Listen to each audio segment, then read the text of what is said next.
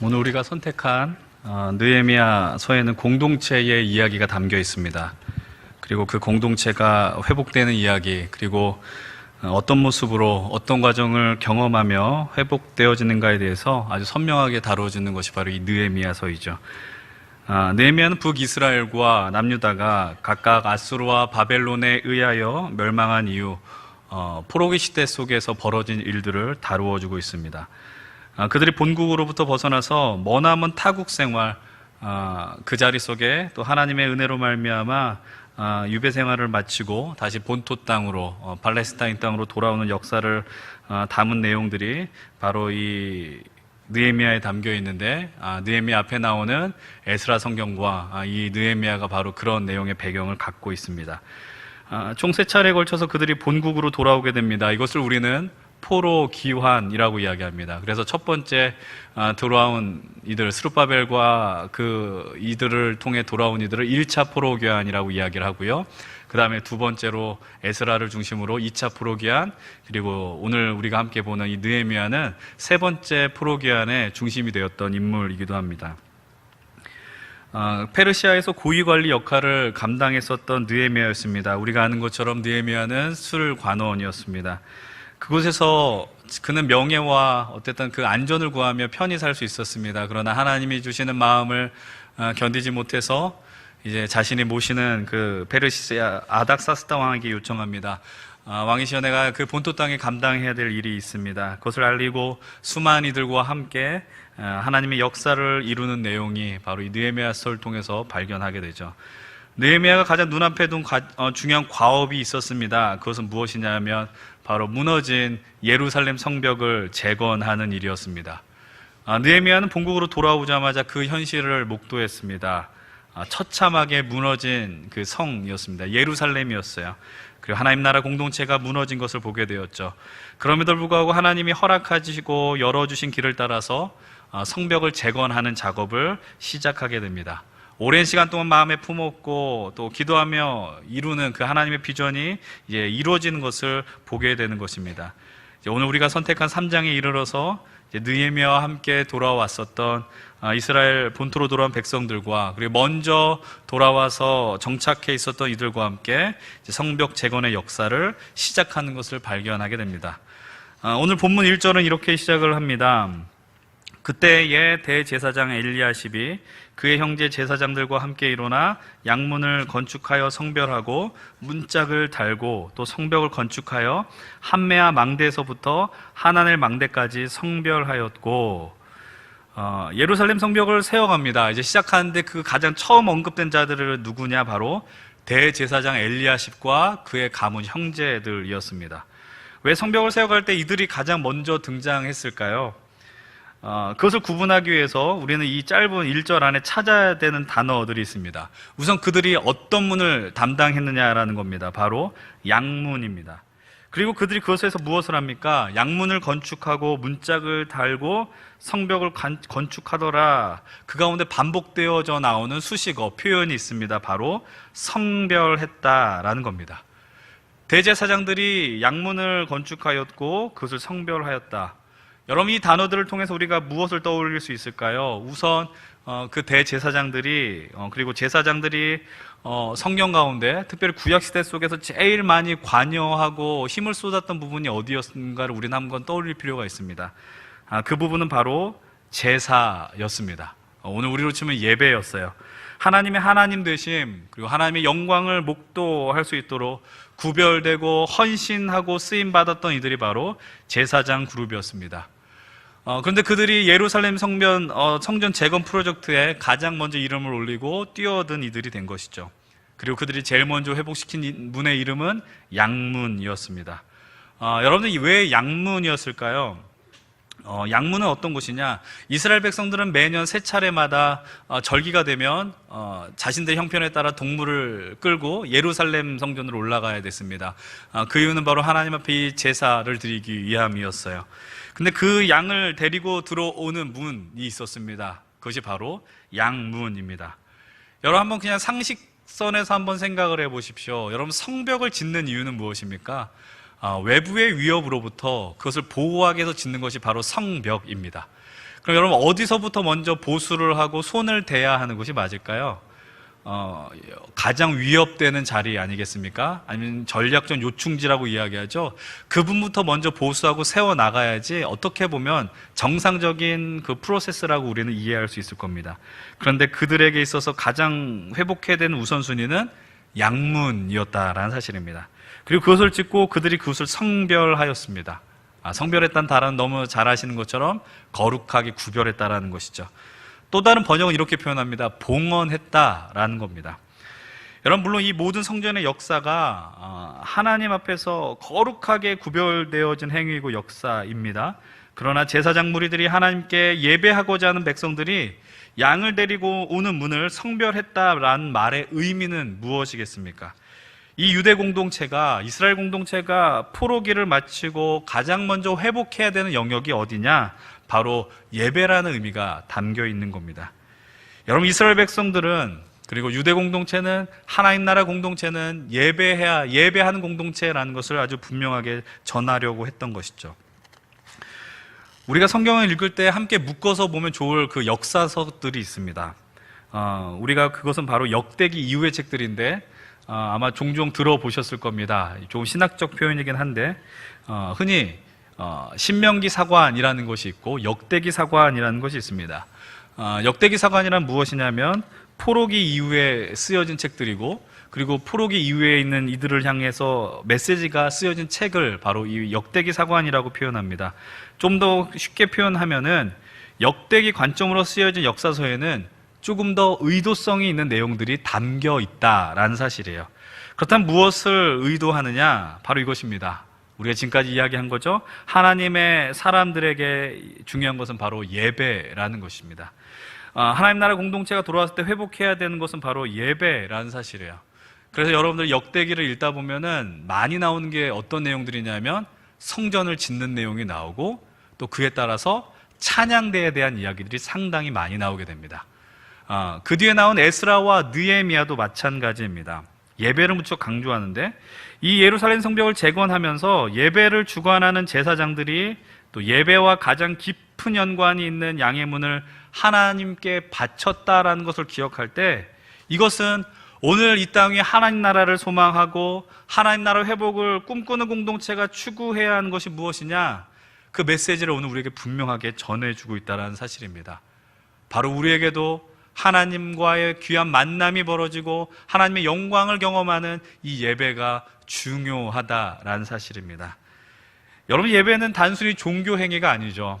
여러분 가운데 혹시 이런 분들이 계십니까? 오늘 아침에 눈을 뜰 때에 너무나도 몸이 무겁습니다. 눈이 무겁습니다. 그런데 마음속에 내가 일주일에 예배를 드리지 않으면 좀 마음이 불편할 것 같으니 내가 눈을 뜨고 담대히 교회로 가야겠다.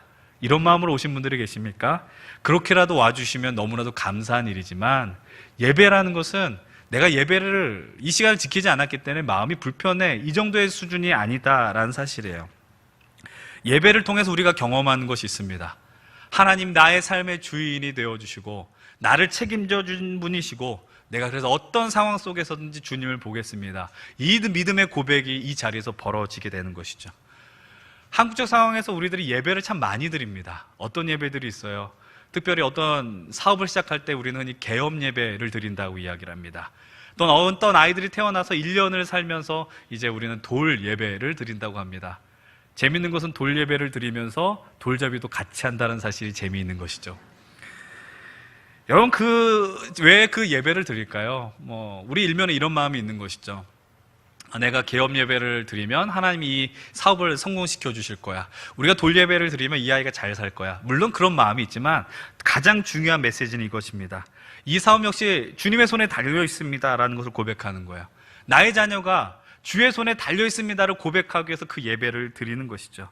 쉽게 말씀드리면 이것입니다.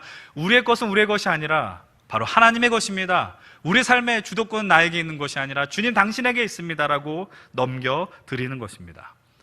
우리가 함께 하나님 나라의 공동체를 함께 지어가고 우리의 삶을 세우며 살아갈 때에 기억해야 되는 것이 있어요. 우리가 왜 창조되었느냐? 바로 하나님을 예배하기 위함이라는 겁니다. 분명히 성경이 이렇게 이야기합니다. 이 백성은 내가 나를 위하여 찬송케 하기 위하여 지었다라고 이야기하세요. 여러분, 우리는 우리의 삶을 찬양하기 위함이 아닙니다. 하나님을 찬양하며 예배하기 위하여 세워진 존재라는 것을 기억하셔야 돼요. 그래서 우리가 반드시 포기하지 말아야 되는 것이 바로 예배입니다. 우리가 이 예배 가운데 여러 가지를 하죠. 찬양도 하고 기도도 하고 주기도문도 고백하고, 그러나 그런 순서를 놓치지 말아야 된다, 이것이 아니라 하나님을 향한 시선, 하나님을 향한 그 마음을 내가 놓치지 않겠습니다. 여러분, 예배가 회복되어지면 우리의 영이 회복되어지고 우리의 삶이 회복되어집니다. 예배가 회복되어지는 이 믿음의 공동체, 예배를 통해서 분명 살아나게 됩니다. 사랑하는 여러분들, 하나님과 동행하며 하나님의 이름을 높이는 이 예배자의 삶을 살아내시고 포기하지 않기를 바랍니다. 그 가운데 부어주신 그 은혜가 있는 줄로 믿습니다. 이제 이 예루살렘 성벽의 회복과 재건이라는 엄청난 공사 앞에 이제 수고를 감당한 이들의 이름들이 이제 계속해서 등장하게 됩니다. 2절 이후부터 등장하게 되는데, 우리 한번 2절로부터 4절까지의 말씀 한번 있는 성경들 보시면서 함께 읽으면 좋겠어요. 우리 2절부터 4절까지의 말씀 함께 읽어보겠습니다.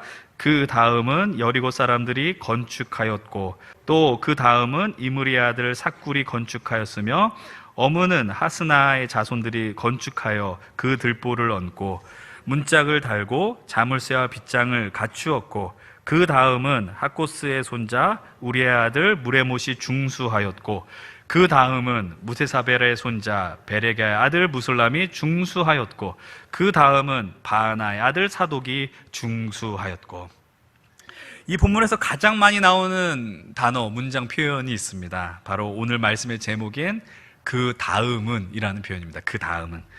여러분, 이 단어가, 이 표현이 몇 번 나올까 일일이 세 보려고 했지만 실수할 것 같아서 인터넷의 도움을 빌었습니다. 그래서 검색했더니 무려 31번 등장하더라고요. 이 3장이 32절로 구성됐으니까 31번이면 평균적으로 한 절에 한 번씩 나왔다, 이렇게 이해할 수 있을 겁니다. 단순한 사람들의 이름의 나열이 나오고, 또 반복된 문장의 표현, 이런 말씀 속에서 우리가 어떤 은혜를 누릴 수 있을까? 오늘 말씀의 제목과 같은 이 그 다음은 이라는 표현을 통해서 우리가 어떤 마음을 경험할 수 있을까? 우리들이 이 시간에 우리의 눈과, 믿음의 눈과 마음을 열어서 좀 주님이 주신 은혜를 이렇게 경험할 수 있었으면 좋겠어요.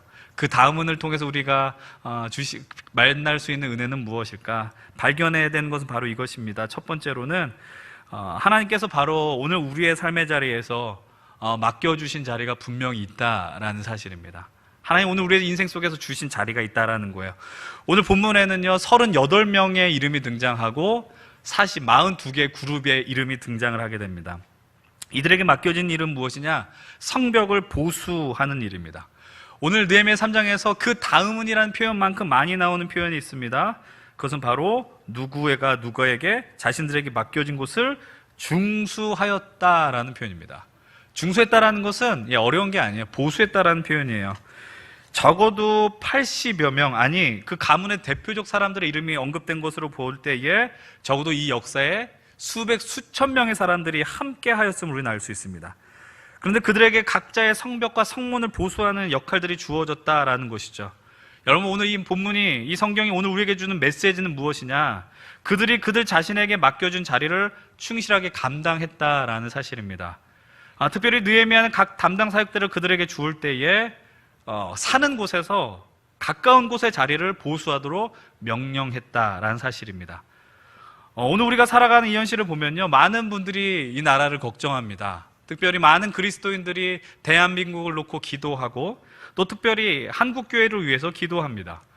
여러분들, 오늘 우리가 이 나라와 그리고 교회를 위하여 기도하는 일은 너무나도 중요한 일입니다. 너무나도 안타깝게 무너져가는 자리들이 보이고, 하나님의 영광을 가리우는 모습들이 보일 때마다 얼마나 아픈지 모릅니다. 여러분, 함께 가슴을 치고 아파하고 기도하셔야 됩니다. 그런데 그런 상황 속에서 우리들이 쉽게 놓치는 것들이 있어요. 실수하는 것들이 있어요. 그것이 무엇이냐? 우리가 속한 자리들이 무너질 때 우리는 우리의 자리를 보기보단 우리의 앞자리를 보고, 우리의 옆자리를 보고, 뒷자리를 볼 때가 얼마나 많은지 모릅니다. 좀 농담 같은 표현이지만 우리가 예배 드릴 때 남이 조는 건 잘 보지만 내가 조는 건 놓칠 때가 많이 있어요. 어떤 의미인지 아시겠어요? 여러분들, 우리는 쉽게 말하면 이런 거예요. 내가 늘 한국교회를 보면서 가슴 아파하고, 한국교회가 왜 이래야 될까? 또 목회자의 모습, 좀 잘못된 모습을 보면은 아파하고, 근데 아파하는 것에서 그치지 않고 비난하고요, 마음속에만 품는 것이 아니라 막 사람들에게 이야기를 많이 합니다. 어떻게 교회가 이럴 수 있느냐, 어떻게 목사가 저럴 수 있느냐라는 겁니다. 그런데 그런 상황 속에서 정작 우리가 보지 못하는 것이 있습니다. 무엇을 보지 못하느냐 하면 바로 우리가 있는 자리라는 거예요. 나의 자리입니다. 우리는 참 관심이 많아요. 남의 일에 관심이 많아요. 그리고 그들의 모습, 일거수일투족을 보고 사실 정확하게 알지도 못하면서 쉽게 비난의 이야기를 합니다. 남의 모습에는 엄격하나 근데 나의 모습에는 관대합니다. 이것이 오늘 우리의 모습이라는 거죠. 이 말을 오해해서 듣지 않기를 바랍니다. 여러분들에게, 그래서 여러분들 자신을 구속하십시오. 철저하게 여러분들 스스로를 엄격한 잣대를 가지고 평가하십시오, 이 이야기를 하는 게 아닙니다. 오늘 우리가 살아가는 현실이 아프다면 고쳐야죠. 회복해야죠. 보수해야죠. 그러면 어디부터 해야 되느냐라는 거예요. 바로 내가 서 있는 자리라는 사실입니다. 한국교회가 아프다고 외치기 전에 내가 있는 삶의 자리, 나의 이 현실을 놓고, 그리고 내가 있는 공동체의 회복을 위해서 기도하고 힘써야 한다는 겁니다. 한국 안에 많은 가정들이 깨지고 어렵다라고 이야기하고, 그래서 부모를 원망하고, 또 내가 있는 자리, 내가 자녀를 원망하기도 하고, 근데 우리가 놓치는 것은 무엇이냐면 때로는 내가 그런 부모가 될 수도 있고 그런 자녀가 될 수도 있다라는 거예요. 그리고 그런 남편이 될 수도 있고 그런 아내가 될 수도 있다라는 것이죠. 누군가를 향한 비난과 책임을 넘기기 전에 오늘 우리는 우리의 자리를 돌아보고 그곳이 회복되기를 간절히 원하셔야 됩니다. 여러분들 한번 기억하십시오. 오늘 우리에게 살아갈 자리가 있다는 게 얼마나 감사한 일인지 모릅니다.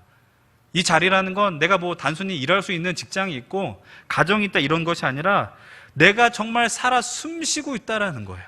내게 생명이 있다라는 것이 얼마나 감사한 일이냐. 그곳에서 하나님을 알고 하나님을 예배하며 살아가는 게 얼마나 귀하냐. 이런 그것이 은혜라는 사실입니다. 근데 우리가 있는 그 자리 속에서 우리가 가끔씩 놓치고 오해하는 것들이 있어요. 그것이 무엇이냐? 하나님께서 우리의 삶을 향해서 아주 크고 놀랍고 거창한 것을 기대한다라고 생각할 때가 많이 있다라는 거예요. 그래서 우리는 가끔씩 하나님, 내가 너무 부족합니다, 하나님 이렇게 일을 하지 못해서 참 죄송합니다라고 생각할 때가 얼마나 많이 있냐라는 것이죠. 여러분 기억하십시오. 근데 하나님은요, 우리를 향해서 그렇게 말씀하신 적이 단 한 차례도 없어요. 하나님께서 우리를 향해서 너는 모세가 되어야 되고 너는 다윗이 되어야 되라고 이야기한 적이 단 한 차례도 없으세요. 다니엘이 되어야 되고 느헤미야가 되어야 하고 바울과 같이 살라라고 요청한 적이 없다라는 거예요. 너는 그 자리에서 너의 삶을 살아내라고 이야기하세요. 너의 그 생명의 자리에서 그 생명을 지키고 하나님 나라를 만들어가라라고 요청하고 계시더라라는 겁니다. 여러분, 느헤미야 3장에 나온 사람들의 이름을 한번 보십시오. 그분들이 위대하기 때문에 나온 것일까요? 여러분들이 기억하는 이름은 아마 느헤미야 외에는 없을 것입니다. 그들은 그저 하나님이 허락하신 그 자리를 묵묵하게 감당했을 뿐입니다. 그것을 통해 하나님의 이름이 존귀 여김을 받으시고 영광 받으신다라는 것이죠. 여러분 질문 던지십시오. 오늘 하나님이 내게 하나님의 영광을 드릴 그 허락한 자리가 어디이냐라는 거예요. 여러분 그것을 발견하고 찾게 될 때에, 그리고 그곳에서 주의 은혜를 구하게 될 때에 우리는 그 다음 은혜를 경험하는 줄로 믿습니다. 두 번째로 그 다음은 이라는 구절을 통해서 발견하는 은혜가 있어요. 우리가 이 은혜를 더 선명하게 경험하기 위해서 우리 신약의 말씀 에베소서 말씀을 함께 좀 보려고 합니다. 에베소서 2장 20절로 22절의 말씀, 우리 화면에 나오는 말씀을 우리 함께 한 목소리를 읽겠습니다. 시작. 너희는 사도들과 선지자들의 터 위에 세우심을 입은 자라. 그리스도 예수께서 친히 모퉁이 돌이 되셨느니라. 그의 안에서 건물마다 서로 연결하여 주 안에서 성전이 되어가고 너희도 성령 안에서 하나님이 거하실 처소가 되기 위하여 그리스도 예수 안에서 함께 지어져 가느니라. 함께 지어져 가느니라. 바울이 하나님 나라 공동체를 향해서, 그 공동체는 개인의 존재만으로 가능하다고 이야기하지 않습니다. 개인과 개인이 서로 연결되어 함께 지어져 간다라고 표현합니다. 사실 우리는 한 개인의 인생도 건축물로 비유할 수 있다고 생각합니다. 잠시 여러분 지어지는 건축물을 자신의 삶을 대입해서 한번 생각해 보십시오. 우리 삶 속에서 1층은 좋았는데 2층은 없애보고 싶은 층이 될 때도 있었습니다. 피하고 싶었고 기억하고 싶지 않은, 지우고 싶은 순간들도 있다라는 사실이죠. 그러나 이곳에 오신 모든 분들 부인할 수 없는 것이 있습니다. 오늘 이곳에 나를 형성한 것은 그 모든 것들이 연결되어져 왔다라는 사실이죠. 오늘 우리의 인생은 유일회적인 삶입니다. 다시 오지 않는 삶이죠. 우리가 드라마들 보면은 뭐 이런 것들이 있습니다. 과거와 현재가 교차가 되고, 그리고 죽었다가 다시 살아나고 환생하고. 근데 그것은 드라마일 뿐입니다. 여러분, 인생은 반복의 개념이 아니죠. 직선의 인생 속에서 매일 반복되는 그것을 발견해야 된다라는 겁니다. 여러분들이 좋든 싫든 오늘 우리의 이 모습은 그 과거의 연결점들이 연결되어 나를 존재하게 했다라는 것입니다. 그래서 이 모습을 볼 때, 우리의 현재 모습을 볼 때 이렇게 평가할지도 몰라요. 아, 오늘 나는 너무 초라하고, 나는 누구와 비교할 때 너무 못나 보이고, 왜 이렇게 뿐이 못 살까라고 이 질문을 던질 때가 있다는 것이죠. 그래서 그런 모습을 볼 때마다 위축될 때도 있습니다. 특별히 남자들 같은 경우 직장 생활하면서 나와 비슷한 출발선상에 있는 이들을 보게 됩니다. 대학교 동기들을 볼 때도 있죠. 근데 몇 년 지나고 세월이 지나서 볼 때 나보다 앞서 나간 이들을 보면은 왜 나는 이밖에 되지 않을까라고 질문할 때도 있다라는 사실입니다. 근데 여러분들 기억하실 건 이거예요. 하나님의 나라는요, 하나님 나라 공동체는요, 그런 특정한 몇몇 잘난 사람들만 있다고 세워지는 것이 결코 아니라는 겁니다. 한번 예루살렘 성벽을 생각해 보십시오. 너무나도 힘이 좋고 탁월한 사람이 한 성벽의 윗부분을 차지해서 열심히 지었습니다. 튼튼하게 지었다고 생각해 보십시오. 그러나 그 사람만 존재한다 할 때에 그 넓은 예루살렘 성벽이 세워질 수 있느냐? 결코 그렇지 않다라는 겁니다. 불가능하죠. 여러분, 이 예루살렘 성벽이 얼마 만에 지어졌을까요? 회복되었을까요? 2달도 채 되지 않은 시간 50일 만에 완성되었다라는 겁니다. 여러분, 하나님 나라 공동체는 슈퍼스타의 집합소가 아닙니다. 하나님 나라 공동체는 특정한 이들의 무대가 아닙니다. 그렇게 보일지 모릅니다. 여러분들 로마서 마지막 16장의 모습을 보십시오. 사도 바울만큼 정력적으로 사역한 선교사는 없습니다. 그럼 그 마지막에 나열하는 건 무엇입니까? 자신의 사역을 위하여 도움을 주고 기도했었던 사람들의 이름이 수십 명이 나오게 됩니다. 그들이 없었다면 사도 바울 역시 존재할 수 없었다라는 것이죠. 여러분, 한번 지금 우리가 있는 이 예배 현장을 한번 생각해 보십시오.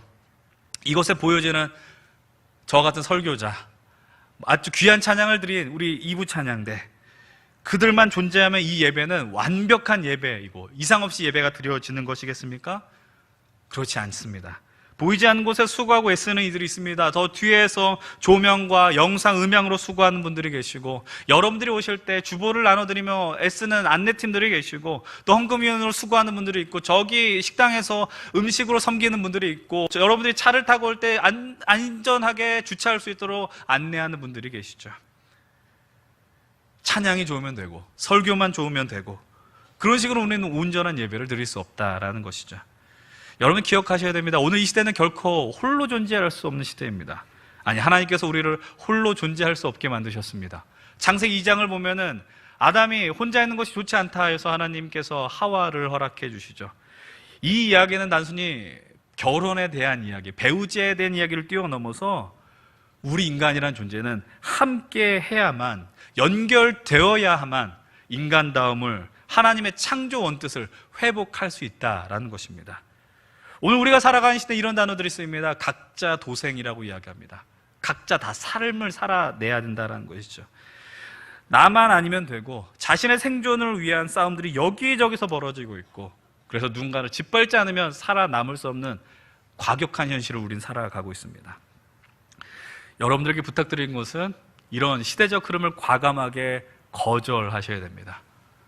나도 믿음의 길 갈 때 나 혼자 잘 믿으면 되지, 이런 것들이 교회 안에서도 상당히 많이 침투해 들어오고 있다는 겁니다. 여러분, 기억하십시오. 하나님께서 오늘 우리를 홀로 있게 하지 않았습니다. 하나님 오늘 우리에게 허락한 인생들을 통해서 하나님 나라를 만들어 갈 때에 합력하여 선을 이루어 가신다라는 것을 기억하시기 바랍니다. 그때 우리는 하나님의 창조의 그 크신 은혜를 경험하게 되는 것이죠. 근데 이 연결됨 속에서 또 너무 지나친 생각을 하는 분들도 계십니다. 이런 가운데 이런 생각하는 분들 계시지 않습니까? 내가 빠지면 그곳이 잘 돌아갈까? 예. 웃으신 분들은 그런 생각을 하신 분들이라고. 이 말을 오해해서 듣지 않으시고 또 잘못 적용해서도 안 될 거라 생각합니다. 분명 기억할 것은 하나님께서 하나님의 역사를 이루실 때에 오늘 우리를 불러주셨다라는 거예요. 불러주셨습니다. 여러분, 불러주시면 어떻게 해야 됩니까? 응답하셔야 돼요. 여러분, 주님이 부르실 때에 하나님 내가 여기 있습니다, 이런 담대한 외침이 있어야 되지 않겠습니까? 다 그 부르심에 응답하진 않죠. 그래서 거절하는 자들이 있습니다. 우선 우리들은 응답한 인생들이니까 이곳에 있는 거야. 여러분, 어떤 외면하는 자들이 누구냐? 본문 5절은 이렇게 이야기합니다. 그 다음은 드고아 사람들이 중수하였으나 그 귀족들은 그들의 주인들의 공사를 분담하지 아니하였으며. 느헤미야 요청에 따라서 예루살렘 성벽이 회복되어지는 가운데 있는데 그 요청을 외면하던 자들이 있었어요. 드고아 귀족들입니다. 하필 귀족들입니다. 여러분, 이들은 말 그대로 좀 나은 형편에 있는 자들 아니에요? 평균적으로 볼 때 좀 남들보다 좀 괜찮고 부와 명예도 있고 특권들이 아마 있었을 것입니다. 왜 이 사역에 동참하지 않았는가 성경은 밝혀주지 않았지만 아마 느헤미야 리더십을 거부했었던 것 같아요. 여러분, 근데 그들이 동참하지 않아서 이 성벽의 회복이 중단됐습니까? 그렇지 않습니다. 이 성벽 재건의 뜻은 느헤미야의 뜻이 아니었습니다. 하나님의 크신 계획 속에서 벌어졌던 일이었다라는 것이죠. 다시 말해 하나님께서 하나님의 선한 손으로 이들을 향해서 역사하실 때에, 도움을 요청하실 때에, 오늘 우리들을 향해서 손을 내미실 때에 우리들이 해야 하는 일이 무엇이냐? 그분을 향해 우리들도 손을 내미는 것입니다. 그래, 함께 붙들고 이 하나님 나라를 세우는데 동참하셔야 하는 것이죠. 여러분들 그것을 거절했더니 이 드고아 귀족의 이름은 성경의 영원토록 불명예스러운 이름에 남게 되었다라는 것이에요. 오늘 여러분들 향해서 제가 여러분들 하나님의 요청을 거부하면 이렇게 불명예스러운 인생이 됩니다라는 이야기를 하려는 것이 아닙니다. 하나님 오늘도 여전히 우리와 함께하기를 원하십니다. 우리와 함께하기를 원하셔서 이 땅에 하나님 나라를 세우기를 원하시고 하나님 나라를 동역하기를 원하신다라는 겁니다. 아까 말씀드렸던 것처럼 이 동역은 거창한 것을 의미하는 것이 아닙니다. 하나님의 허락하신 오늘 우리의 삶의 자리 속에서 하나님과 함께 살아가는 것입니다.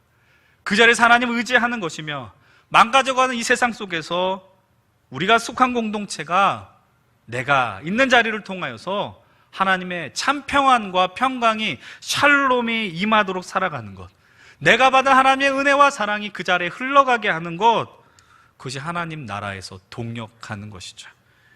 여러분, 그것이 우리가 하나님 앞에 나타내야 되는 응답인 줄을 기억하시기 바랍니다. 이제 마지막으로 한 부분을 더 살펴보고 말씀을 정리하기를 원합니다. 오늘은 그 다음은 그리고 중수하였고와 같이 반복되어진 표현이 등장하는데, 오늘 우리가 선택한 마지막 28절로 32절에도 또 그런 표현들이 등장하게 됩니다. 제가 28절로 29절의 말씀을 읽어드리겠습니다. 마무니로부터는 제사장들이 각각 자기 집과 마주대한 부분을 중수하였고, 그 다음은 임멜의 아들 사독이 자기 집과 마주대한 부분을 중수하였고, 그 다음은 동문지기 스가냐의 아들 스마야가 중수하였고, 계속해서 나오는 표현들이 있습니다. 그것은 바로 마주대한 부분을 중수했다라는 것이죠. 우리가 이 땅에서 하나님 나라 함께 지어져 갈 때에 가져야 되는 믿음의 태도가 있습니다. 그것은 바로 내가 있는 그 자리 속에서 마주대한 부분을 향한 관심을 가지시고 회복을 향한 힘을 낸다라는 겁니다.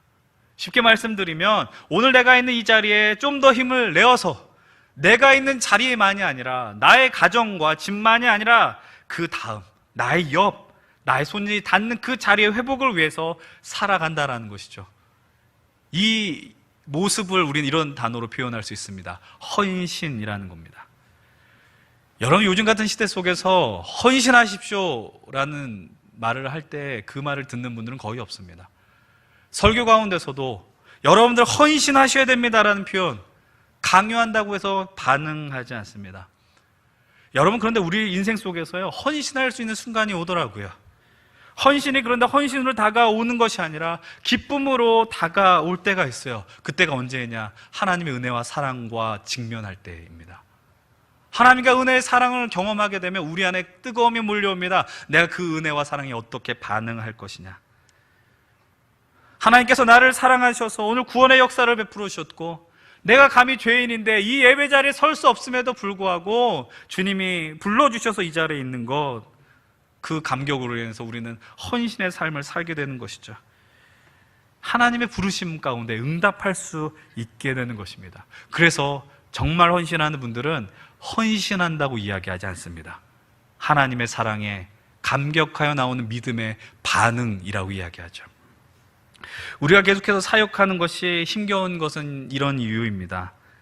하나님께서 이것을 통해서 나를 인정해 주실 것이고 내 믿음을 증명하기 위한 태도로 만약에 일한다면 그것은 기쁨이 되기 상당히 어렵다라는 거예요.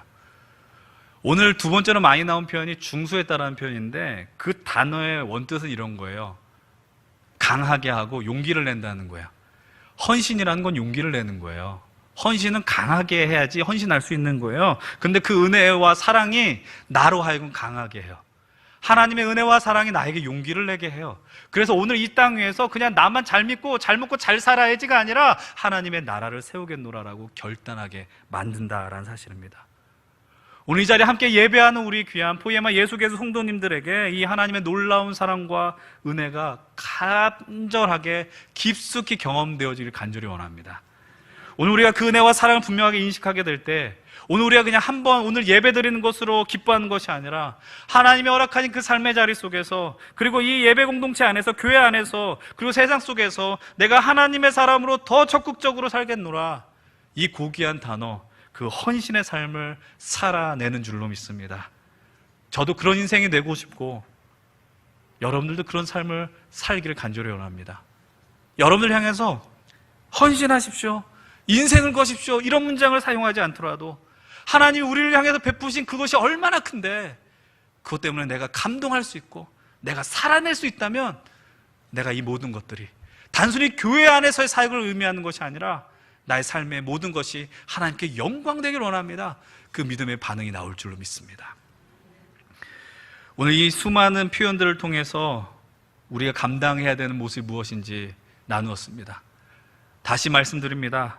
여러분들 예배의 소중함, 오늘 우리가 이 살아간 자리를 잘 감당할 때 우리가 살아나며 우리 공동체가 살아나는 줄 믿습니다. 그리고 나 앞에 마주대한 부분들을 바라볼 때 거기서 좀 더 힘을 내어 나 때문에 누군가 살아날 수 있다면 그런 영광스러운 경험들도 많이 하시기 바랍니다. 이 예루살렘 공동체가 회복되어지고 예루살렘 성전과 성벽이 회복되어져 가는 그 자리 속에서 우리도 만나는 것이 있습니다. 수많은 사람들의 이름이죠. 여러분, 그들의 이름을 보면서 우리는 하나님의 은혜와 위로를 경험합니다. 그것은 무엇인 줄 아십니까? 하나님께서 오늘 우리의 삶의 자리, 우리의 모든 형편을 다 아시고 기억하신다라는 사실이에요.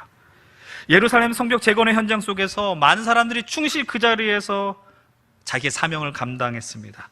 그리고 그들의 이름을 느헤미야로 하여금 기억하게 하시고 그리고 성경에 기록하게 하셨다는 거 우리는 주목하셔야 돼요. 여러분, 느헤미야가 기억력이 탁월하기 때문에 이들의 이름이 있는 것이 아닙니다. 하나님께서는 느헤미야의 시선을 사용하셔서 그들을 기억하게 하셨고 그들을 주목하셨다라는 거예요. 여기 수많은 사람들의 이름이 나오는데 혹시 이런 분들 계십니까? 나는 좀 달랐으면 좋겠는데, 수많은 사람들의 이름에 내가 있지 않았으면 좋겠는데 좀 섭섭하신 분들이 계십니까? 쉽게 말해서 우리가 있는 그 자리에 나는 좀 주인공이 됐으면 좋겠는데 그냥 약간 뒤에서 물러난 사람같이 보여서 좀 아쉬운 분들이 계십니까? 우리가 하나님 나라를 살아가고 하나님 나라 공동체에 속하며 살아간다는 것을 진실로 믿는다면 우리가 주인공이 아니기 때문에 좌절하실 필요는 없어요. 주인공이 될 필요도 없고요. 그것이 중요한 것이 아닙니다. 하나님이 우리를 사용하신다라는 거예요. 그것이 가장 중요한 겁니다. 그 사실 하나만으로 우리는 영광을 경험하며 살아갈 것입니다. 사랑하는 여러분들, 우리 모든 성도님들, 우리들은 특별합니다. 그러나 나만 특별한 것이 아니라 주의 이름으로 함께한 공동체를 이루게 하신 우리 모두들이 특별하며 우리 포에마 예수교회가 특별하며 우리 안에 함께 연결되어 함께 지어져가는 하나님 나라가 특별함을 기억하시기 바랍니다. 높고 낮음, 귀하고 천함 이런 것 상관없습니다. 그런 것은 없습니다. 우리가 서로가 서로에게 아름다운 동역자가 되어주시고, 그리고 여러분 이 단어를 기억하십시오. 하나님의 위대한 동역자들이 되십시오. 하나님의 위대한 동역자들이 되어주셔서 담대하게 이런 고백들이 나오면 좋겠습니다. 그 다음은 우리 권사님이 계시고, 그 다음 우리 집사님이 계시고, 그 다음 우리 장로님 계시고, 우리 그 다음 귀한 형제 자매들이 있어서 아름답게 지어져가는 우리 보혜마 예수교회 공동체, 그리고 각자의 그 삶의 자리가 되기를 주의 이름으로 간절히 축원드립니다.